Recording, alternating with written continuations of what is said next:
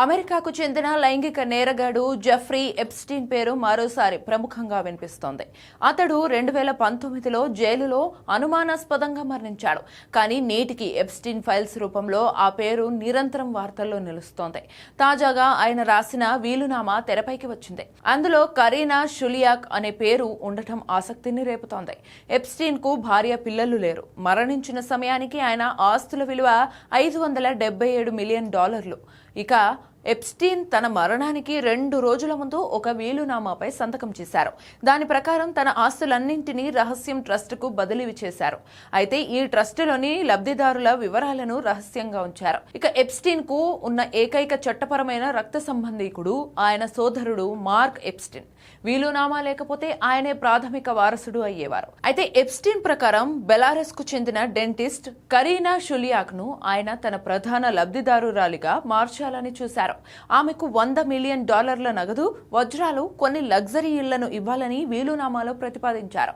Belarus కు చెందిన కరీనా వృత్తిరీత్యా డెంటిస్ట్. ఆమెకు 21 ఏళ్ల వయసున్నప్పుడు 2009లో ఎప్స్టీన్ ఆమెను తొలిసారి సంప్రదించారు. తర్వాత ఎప్స్టీన్ జీవితంలో చివరి 8 ఏళ్లు ఆమె ఒక ప్రియురాలిగా, అత్యంత నమ్మకస్తురాలైన సహచరిగా మారారు. ఎప్స్టీన్ ఆర్థిక వ్యవహారాలు, ప్రాపర్టీ మేనేజ్మెంట్ అంతా ఈమె చూసేవారు. చదువు కోసం వచ్చిన కరీనా శాశ్వతంగా అమెరికాలోనే ఉండిపోయేలా ఒక అమెరికన్ మహిళతో ఆమెకు స్వలింగ వివాహం జరిపించారు. పౌరసత్వం వచ్చిన తర్వాత ఆమె విడాకులు తీసుకున్నారు. ఇక మరణానికి 2 రోజుల ముందే వీలునామాలో ఆమె పేరు ఎందుకు రాశారు అనేది ప్రశ్న.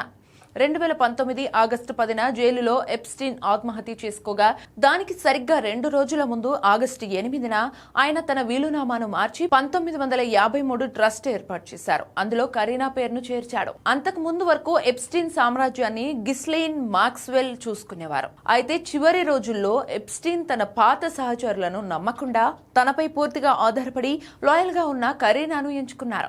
జైలు నుండి ఎప్స్టీన్ చేరిన చివరి ఫోన్ కాల్ కూడా కరీనాకే కావడం గమనార్హం.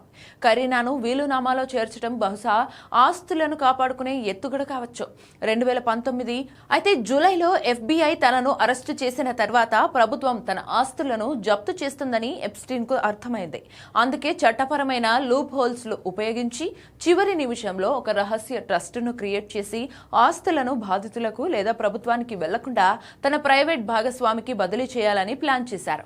ఎప్స్టీన్ తన కేసు సుదీర్ఘంగా సాగుతుందని ఊహించి తన జైలులో ఉన్న లేదా చనిపోయిన కరీనా భవిష్యత్తు సురక్షితంగా ఉండాలని భావించారు. ఎప్స్టీన్ అనుకున్నట్లు ఆమెకు ఈ సంపద దక్కలేదు. అమెరికా, ఫ్రాన్స్ కోర్టులు ఈ ఆస్తులను ఫ్రీజ్ చేసి ఆ డబ్బును ఎప్స్టీన్ బాధితుల నష్టపరిహారిక నిధికి, పన్నుల చెల్లింపులకే కేటాయించాయి.